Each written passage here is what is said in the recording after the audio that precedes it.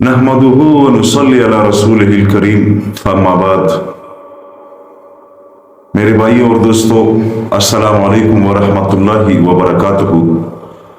दोस्तों, मैं हूँ जान मोहम्मद और आप देख रहे हैं जान दानियाल यूट्यूब चैनल।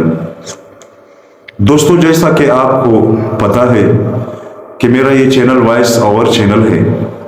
कुछ ही वीडियो में मैंने अपना चेहरा दिखाया हुआ है, बाकी जितने भी वीडियोस है सब पे मैंने अपना वॉइस किया हुआ है। लेकिन आज एक मसले की वजह से,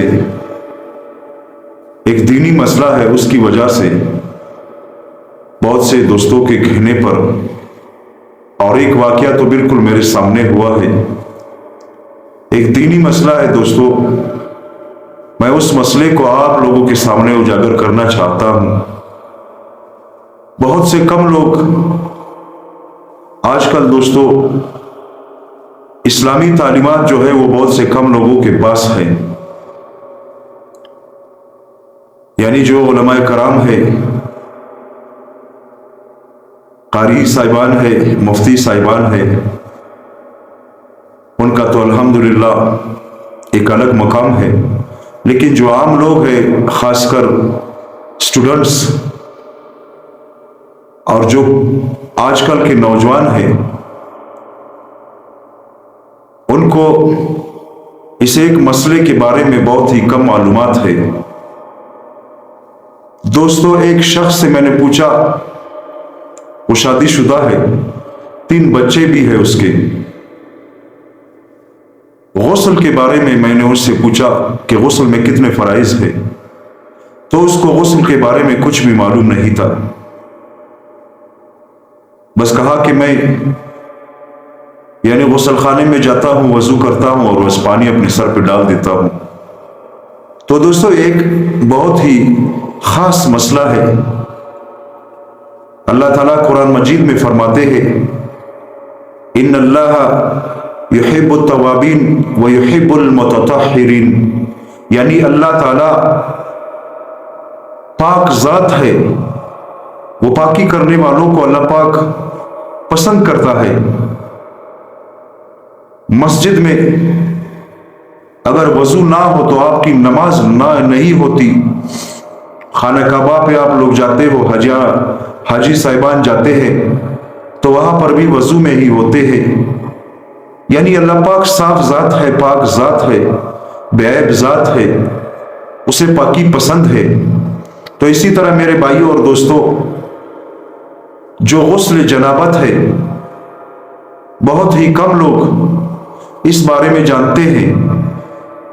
यकीन मानिए, जो आजकल के नौजवान हैं, खासकर नौजवानों से मैं कह रहा हूं कि खुदा के लिए अपनी जिंदगी और अपनी आखिरत को तबाह ना कीजिए, कुछ इस तरफ भी तवज्जो दीजिए। नबी करीम सल्लल्लाहु अलैहि वसल्लम ने क्या फरमाया था कि इतना इल्म हर मर्द और औरत पर फर्ज है कि वो हलाल और हराम की पहचान कर सके। हलाल क्या है 24 घंटों के अंदर हमारी जिंदगी में, और हराम क्या है। नबी करीम सल्लल्लाहु अलैहि वसल्लम ने फरमाया कि इतना इल्म हर मर्द और औरत पर फर्ज है। लेकिन आजकल हमारी जो तवज्जो है वो किसी और तरफ है। हमारे जो मजालिस है, अल्लाह माफ फरमाए, वो दीन की बातों से बिल्कुल खाली है। हमारी मजलिस की शुरुआत या मोबाइल से होती है, या गीबत से होती है, या दुनियावी जिंदगी के किसी और पहलू से होती है। लेकिन अगर हम इन मजालिस में थोड़ी सी जगह इस दीन की बातों को दे और कुछ वक्त दीन की बातों के लिए निकाले, तो बहुत से मसले हम सीख सकते हैं। दोस्तों, मैं इंशाल्लाह इस बारे में मजीद वीडियो बनाऊंगा, और आज का जो मेरा वीडियो है वो भी इसी बारे में है। दोस्तों, यकीन मानिए, मैंने ये वीडियो ना अपने चैनल पे लाइक के लिए बनाया है और ना ही सब्सक्राइब के लिए बनाया है। کہ مجھے آپ لوگ سبسکرائب کریں یا آپ لوگ لائک دیں، نہیں، یہ میرے اوپر فرض ہے کہ سوشل میڈیا پہ میرا بھی ایک یعنی چینل ہے، یوٹیوب پہ الحمدللہ اسلامک چینل ہے، تو میں دین اسلام کو اس چینل پہ پھیلاؤں۔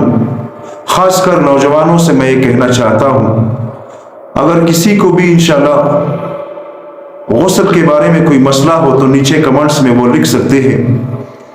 تو سب سے پہلے میرے بھائیوں اور دوستوں، جب کوئی کافر مسلمان ہوتا ہے تو کلمہ پڑھنے سے پہلے اسے غسل کے لیے کہا جاتا ہے کہ جا کر غسل کرو، تاکہ آپ صاف ہو جاؤ، پاک ہو جاؤ، اور پھر اللہ کا نام لو۔ ہمارے مسلمان ہو کر ہمارے مسلمان نوجوان ایسے نوجوان ہیں جو غسل کے بارے میں بالکل جانتے ہی نہیں کہ غسل ہوتا کیا ہے، احتلام کیسے ہوتا ہے،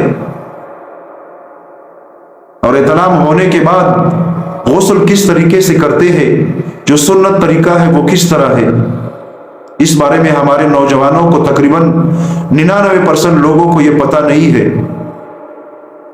بہت سے لوگوں سے میں نے پوچھا ہوا ہے میرے بھائیوں اور دوستوں، اسی وجہ سے میں یہ ویڈیو بنا رہا ہوں کہ ان کو بالکل غسل کے بارے میں پتہ بھی نہیں ہے۔ اب جو بندہ جنوب ہوگا یعنی ناپاک ہوگا تو اس کا کھانا پینا بھی صحیح نہیں ہے۔ جو یہ جان کر بھی ایک تو معذور ہوتا ہے، اس کے اپنے مسئلے ہیں، لیکن جس کو یہ معلوم بھی ہو کہ وہ جنوب ہے یعنی ناپاکی کی حالت میں ہے، تو گھر کے اندر اس کی نحوست سے اس گھر پر نحوست پڑتی ہے میرے بھائیوں اور دوستوں، اور رزق پر اثر پڑتا ہے، اور جو رحمت کے فرشتے ہیں وہ نہیں آتے، اور اللہ تعالیٰ اس سے سخت ناراض ہوتے ہیں۔ تو میرے بھائیوں اور دوستوں، آج کے لیے انشاءاللہ میں صرف ایک بات کہوں گا آپ لوگوں سے کہ غسل چاہے وہ شادی شدہ ہو یا نوجوان ہو، نوجوان پر جب احتلام ہو جاتا ہے تو اس پر غسل فرض ہو جاتا ہے۔ غسل کے 3 فرائض ہیں میرے بھائیوں اور دوستوں۔ جب آپ غسل خانے میں جاؤ گے تو سب سے پہلے وضو کریں۔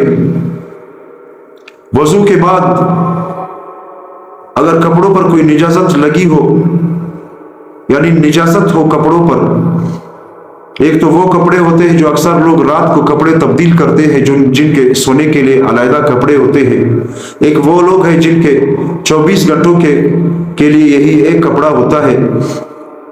تو سب سے پہلے اپنے کپڑوں سے وہ نجاست صاف کریں، اور اس کے بعد وضو کریں، اور وضو کے بعد 3 دفعہ منہ میں پانی ڈالیں اور غرارہ کریں۔ یہ روزے کی حالت میں نہیں ہے میرے بھائیوں اور دوستوں، اگر کسی کو روزہ ہو تو وہ غرارہ نہ کرے، بلکہ جس طرح وضو کرتے ہیں اسی طرح 3 دفعہ منہ میں پانی ڈالے، اور اس کے بعد 3 دفعہ ناک میں پانی ڈالے، اور اس کے بعد پورے جسم کا 3 دفعہ دھونا، یعنی تین مرتبہ 3 مرتبہ منہ میں پانی ڈالنا اور 3 مرتبہ پانی سے ناک کو صاف کرنا، اور اس کے بعد پورے جسم پر پانی ڈالنا۔ یعنی اگر جسم میں ایک بال برابر بھی جگہ خشک رہ گئی تو آپ کا غسل نہیں ہوگا۔ اگر آپ کو یہ علم ہو جائے کہ یہ جگہ خشک رہ گئی ہے تو آپ کو دوبارہ غسل کرنا ہوگا۔ تو کوشش کریں کہ اسی وقت یعنی غسل کے دوران ہی اپنے جسم کو اپنے ہاتھ سے ملے، تاکہ پانی اچھی طرح آپ کے جسم میں جذب ہو جائے، اور اس کے بعد آپ صاف ہو جائیں گے۔